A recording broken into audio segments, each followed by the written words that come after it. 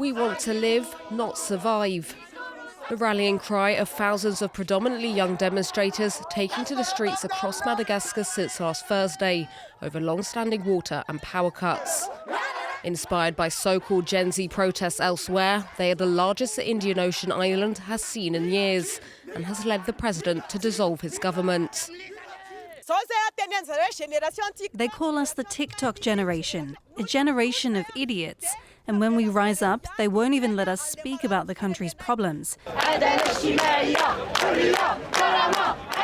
Led by a group called GenZ 212, young Moroccans have also been voicing their discontent over the last few days, accusing the government of pouring money into hosting international sports events, the upcoming Africa Cup of Nations and the 2030 World Cup, while neglecting health and education.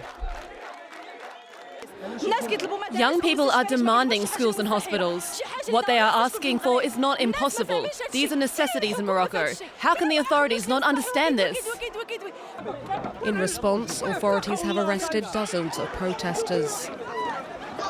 Like their peers elsewhere in the world, Zoomers born between the late 90s and the early 2010s are more connected than ever and want their voices to be heard. But their discontent is often met by a heavy-handed response.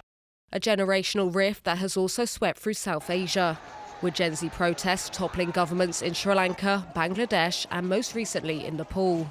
Santosh, who lives in a small town an hour away from Kathmandu, sees his own struggles reflected in the country's recent turmoil.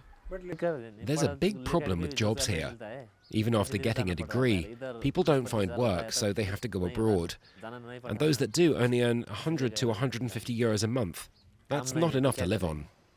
In an increasingly connected world, GenZ also see their struggles reflected in movements elsewhere, with technology brokering a sense of solidarity between young people protesting against corruption, inequality and economic crisis in different countries.